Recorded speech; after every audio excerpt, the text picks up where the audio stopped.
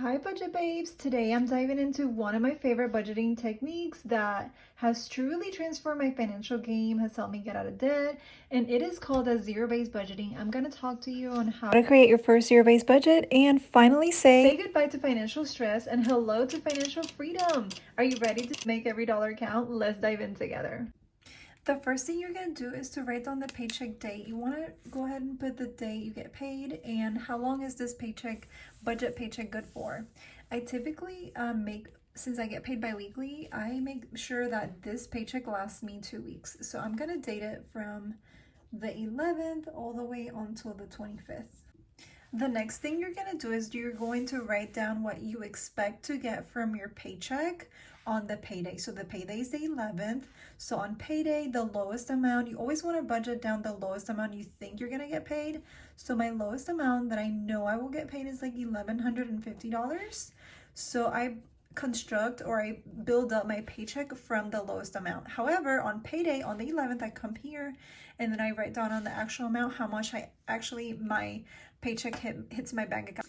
All right, the next thing you're gonna do, you're going to list down all the bills that you plan on paying with this paycheck that's coming on the 11th. So I already have a bill calendar right in here. So I already know that from the 11th until the 25th, I've got 1, 2, 3, 4, 5, 6, 7 bills. So all I'm gonna do simply is transfer these bills into the bill area of my budget. This is the easiest part. All you have to do is log back into your bank account and look at your checking account and make sure that you date it from the 1st of last month until the 31st of last month and see what bills need to get paid on what dates.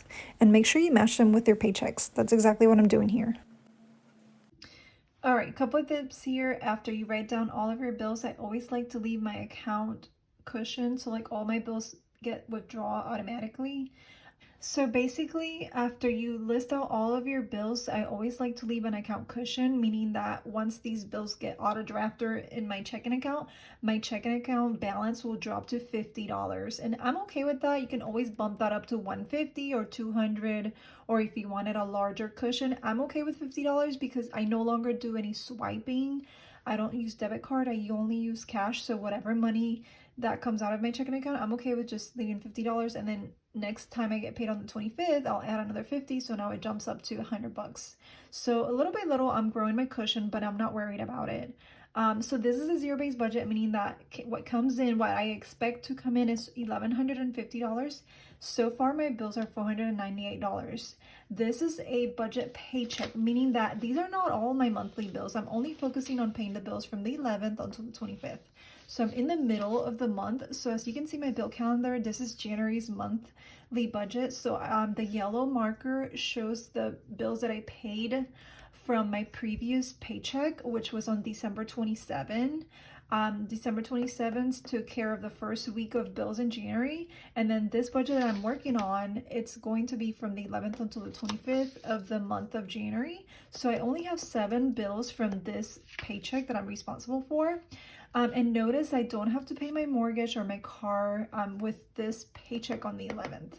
I just wanted to point that out there because I made that huge mortgage payment on the 1st of the month using the previous paycheck. So I just wanted to point that out. These are not just all my monthly bills. These are just the bills that I'm planning on using with this paycheck. So hopefully that's pretty clear. So look at that. I've subtract $498 from $1,150. So that gets me, I still have money to spend or to actually save. So that's what we're going to do next. So I have $651 still from my paychecks. So after all my bills are paid, I still have money left over. So then after my bills are taken care of for the next 2 weeks, I then move on and we'll focus on sending money extra towards my debt, save money, and spend money. Let's spend some money. $651 is what we have left over after our bills are paid. So let's split that up and make sure we give each dollar a dollar. Right, so for the next 2 weeks, we will be doing groceries. And that's going to be $200 for my husband and I for 2 weeks. That's enough for us. We also like to eat out, but we give ourselves a little bit of, room in the budget. So we're going to add $60 for the next 2 weeks. We don't eat out a lot. The next budget category is miscellaneous. this is for anything that comes up in the next 2 weeks. So like from the 11th until the 25th, things might come up that throw me out the budget. So this is the money that I always pull from. So I always give myself $100 for 2 weeks, just if anything pops up, like running out of toothpaste or toilet paper or anything like that, or just any Walmart runs. I also will budget for gas. And gas, I don't actually spend a lot of money for gas. We spend about $20 per week. So that's enough for the two of us for our variable expenses. So now we're just gonna add that up.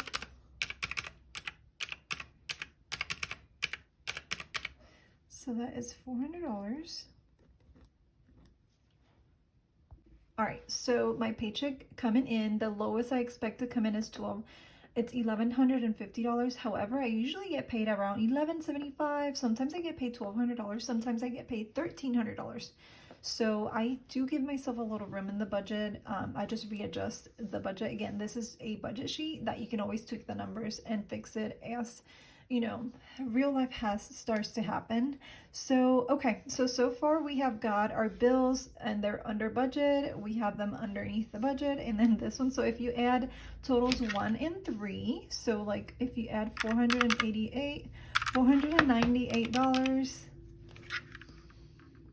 So if you add $498 plus $400, we have $898.66 that we've already budgeted.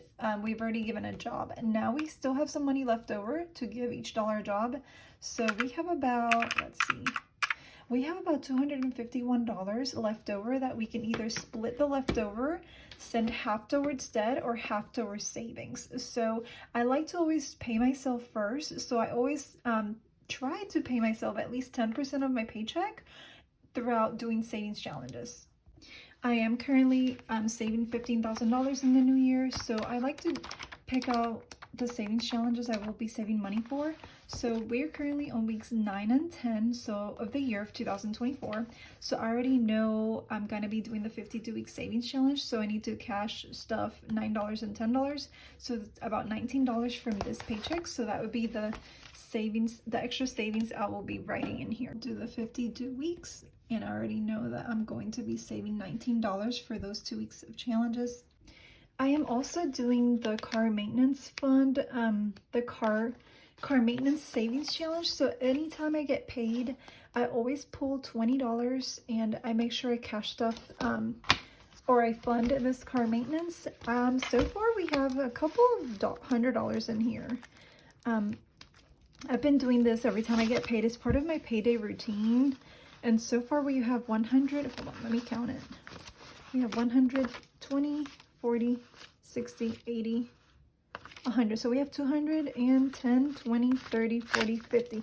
So we have $250 in my car maintenance fund so far because I've been sticking to this challenge every single time I get paid. I make sure to add $20 in here. So I'm going to be adding $20, and then after I do that, I just come back and color this in. But yeah, I started this challenge. My goal is to have $1,200 in this envelope. So far, I have $250. I've started this challenge back last year in July. So this is July's first paycheck, July's second paycheck, August first paycheck, August second paycheck, September's first paycheck, September's second paycheck, October's, November's, December, January's first paycheck, and now it's going to be January's second paycheck. So those are the 2 main challenges that I always do every single time I get paid. And I only use this money for oil changes, car renewal tax, stuff like that, just any car related expenses, so I can help myself stay away from credit cards. Also with my TikTok family, I'm going to be starting a new savings challenge on March 1st. So the 100 envelope challenge, basically you save $5,050 at the end of the challenge. It's meant to be done daily over the course of 100 days, and I'm going to be starting it on the 1st of the month. And I'm going to be, since I get paid bi-weekly, I'm going to write down how many numbers I need to save. So I basically need to save numbers 1 through 14. So I'm going to go ahead and write that in my budget. So 100 envelope challenge. All right, so saving numbers 1 through 14, or every single day, that would yield to 105. So I have to make sure that I pull out in cash 105 and then 20 and then 19, just so I can keep up with those 3 savings challenges And now I'm going to add that. So far we have 105 plus 20 plus 19. That is going to be $144. So after I subtract, my paycheck is $11.50. I subtract $498 plus 400 plus 144. Let's see how much we have left over. So I then add totals 1, 3, and 4, and then I subtract that from my budget. So adding these three expenses still gets me under budget. So I still have $107 left over. After all my bills are taken care of, all my spending is taken care of, all my savings challenges are taken care of, I still have $107 left over. So I will send my leftover, which is $107.34 towards Citi credit card. So the Citi's gonna get 107 plus 34 cents. So that is a zero-based budget, you guys. That is it. What comes in, it's $1,150, and what is out, it's $1,150. So it's a zero-based budget. However, if I happen to get extra more money on the 11th, I will definitely bump it in here and be like, hey, just kidding, I got paid $1,300. That means I have to find a place for the extra $120. But for me and my financial goals, anything extra that I happen to have for my paychecks, or if I happen to have a side hustle and get extra money or a windfall of money, I always give it a job. So I will probably add it here and then bump up the month, send extra. So basically this part of the budget right here is anything extra that you send towards debts. Basically I want you to have a list of your debts. I don't have it listed out. Basically, I want you to organize your debts from smallest to largest, kind of like what Christina has in here. These are her debts. She's already paid off 4 of them, but she has them listed out. So anything money that she has extra, she will send to her next number 1 debt, which is number 5, which is the Capital One. If these were my debts, I would write down in here Capital One, and I would send the $107 to this debt. So you would send the snowball, and then you would also send the extra money that you happen to have from your budget towards that number 1 debt.